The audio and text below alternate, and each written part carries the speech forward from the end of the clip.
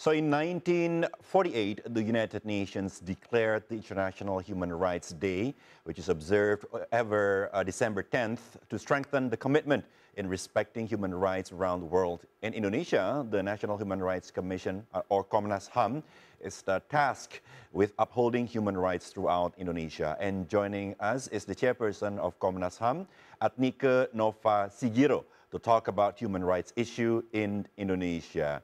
Good morning, Ibu Atnike Nova Sigiro. How are you today? Thank you so much for joining us this morning.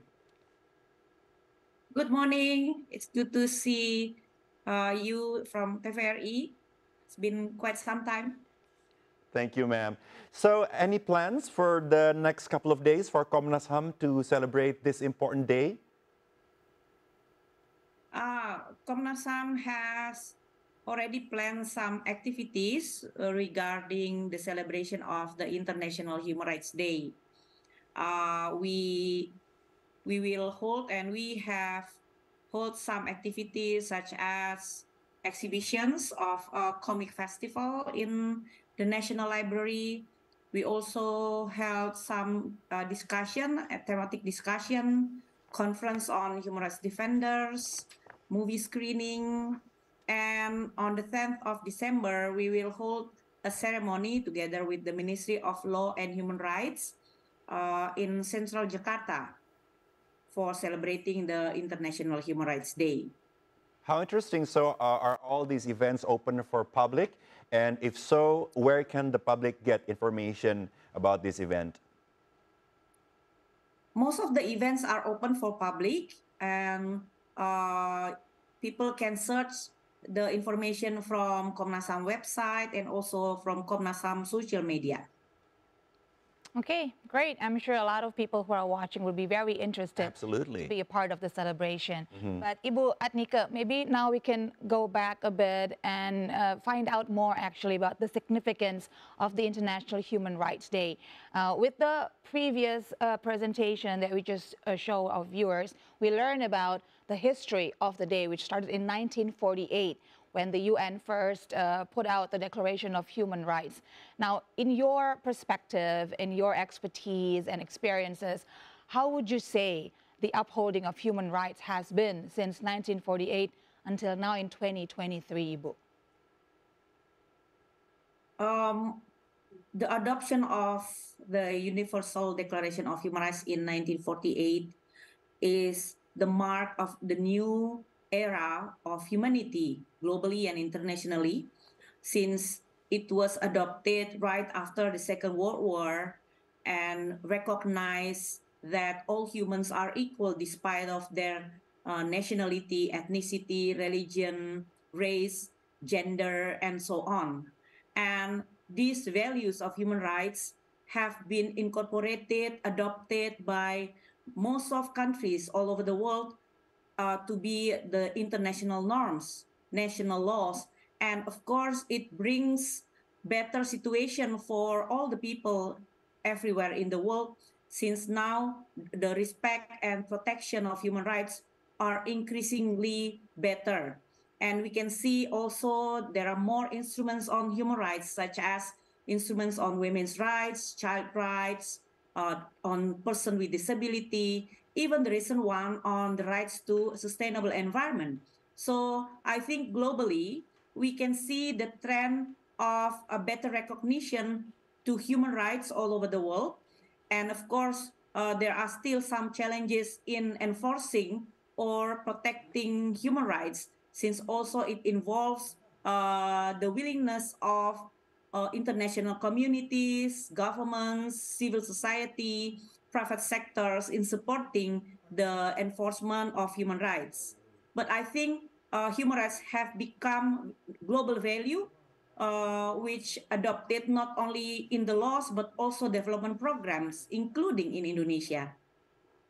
All right. That is very interesting. And as Ibu Atnike explained, that human rights is a global value, is a value that is adopted by the whole planet, basically.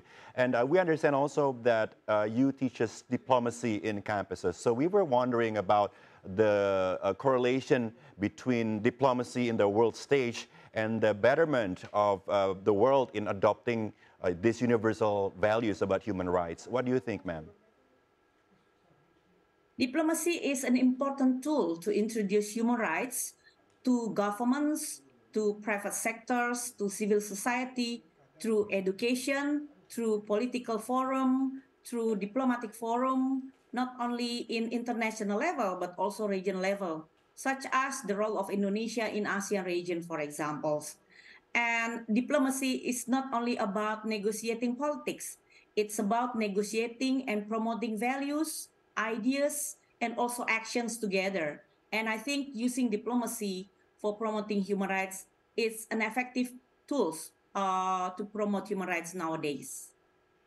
All right. Now, Ibu Atnika, you've mentioned before that there's a lot of great development and betterment when it comes to the upholding of human rights throughout the history since it was first initiated in 1948. But you also mentioned that there are challenges. Even until this day, we are seeing gross human rights violations happening in different parts of the world. Would these issues be mentioned in all the programs that will be done by UN and also Komnas HAM in the celebration of the 75th anniversary of Human Rights Day? What would those issues be, the most prominent and most urgent ones? For the International Human Rights Day celebration that Komnas HAM is holding, we concentrate on the national context. And this year in 2023, as we are approaching the election, we are promoting the theme of the celebration on harmony in diversity, because we hope that the coming election will go smoothly and people will enjoy their civil and political rights and respecting different options and votes that people are adherents to without any significant or any problems, any social conflict or political tension.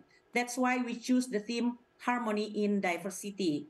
However, we also understand that at international level, globally, there are also some other international issues concerning serious situation on human rights, such as in Palestine, in Ukraine, in Myanmar, and many more. So Komnas HAM, through our networkings with other international agencies, other national human rights institutions in all over the world, we also supporting solidarity for those who are living in serious situation regarding their human rights. And we think international solidarity is important to be raised during the International Human Rights Day.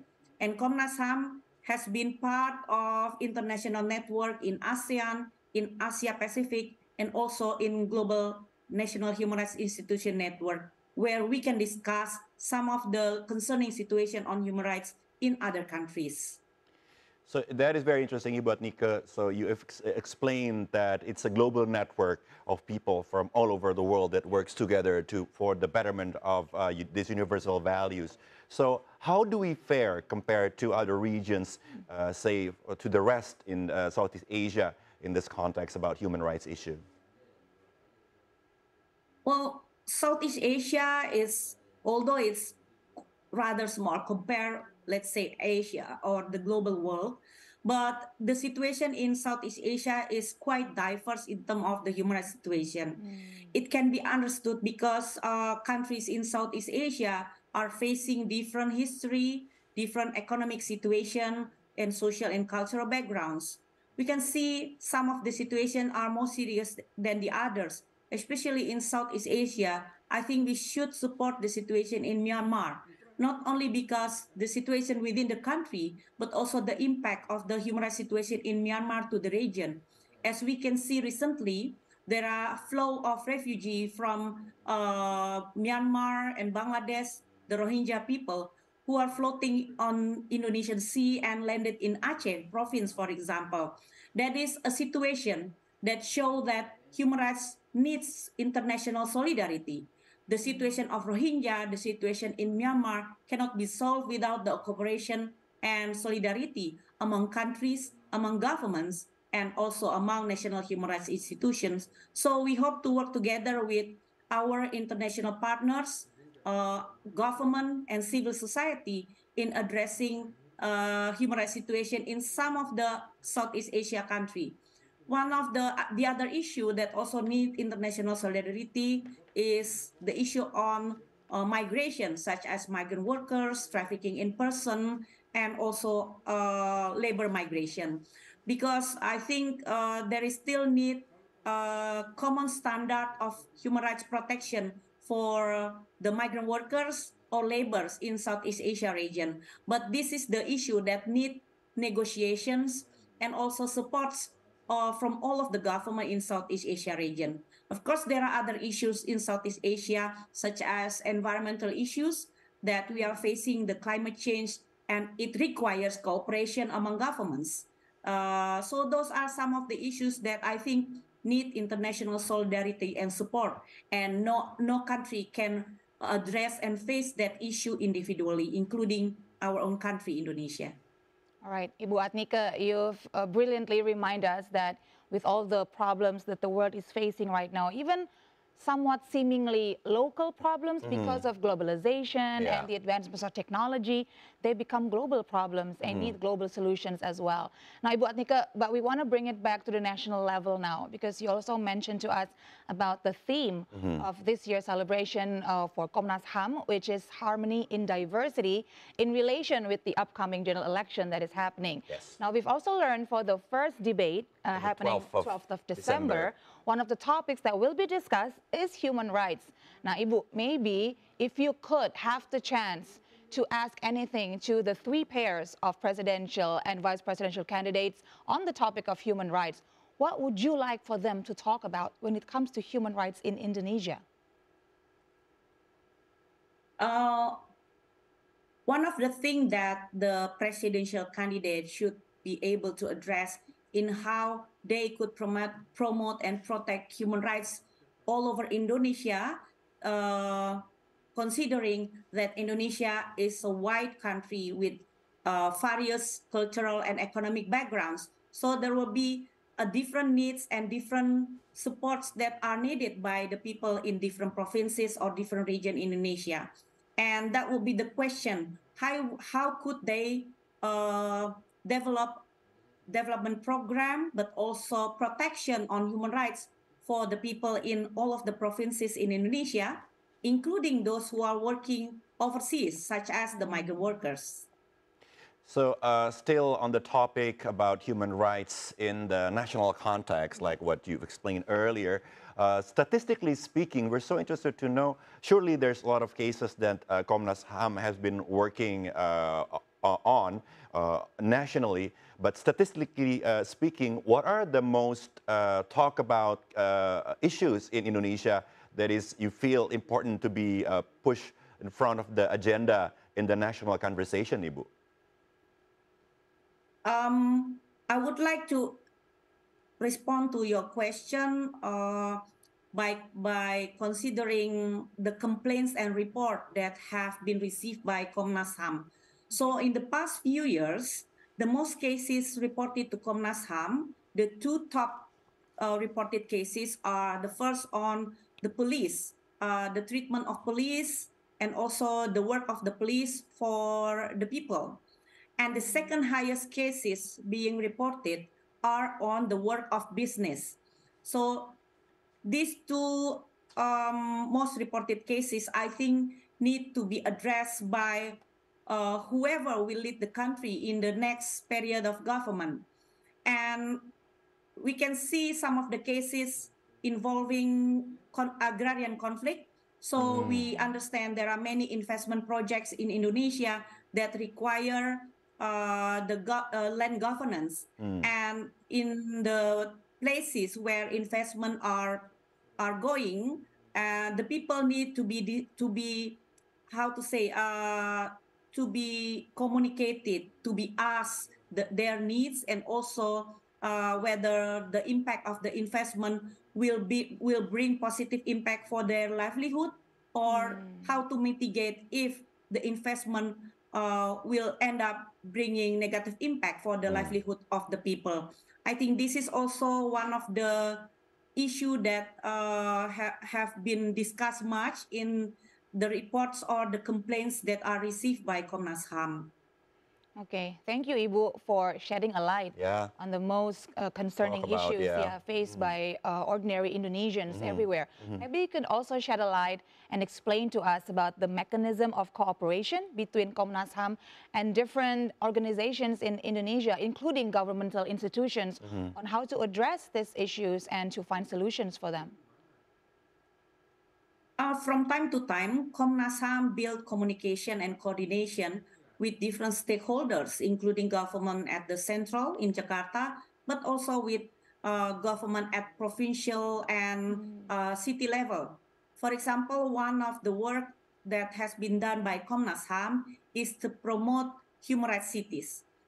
So through the program of human rights cities, we encourage local government to develop regulation that are in line with human rights, to develop development program that is promoting and protecting human rights. We also hold a human rights festival once a year and hosted by a city government or district government in order to appreciate their steps in promoting human rights through their governance in the local level. So this has been done for at least 7 years, and we hope to see there are more local government, especially at the city level, involved and adopting the value of human rights cities into their development and governance. Ibu Adnika, last question. What are your hope and wishes for this celebration of human rights internationally in 2 days and the 10th of December? Yes. Oh, we hope that people have more awareness on human rights, but not only the people, but also state officials, police officers from central and local level will have more awareness and will incorporate human rights into their duty and mandates. And we hope to see that gradually human rights have truly become the governance system in Indonesia, and also the people will live with human rights values in their daily lives, and therefore we can promote more human rights and protect more human rights for all the people in different parts of Indonesia.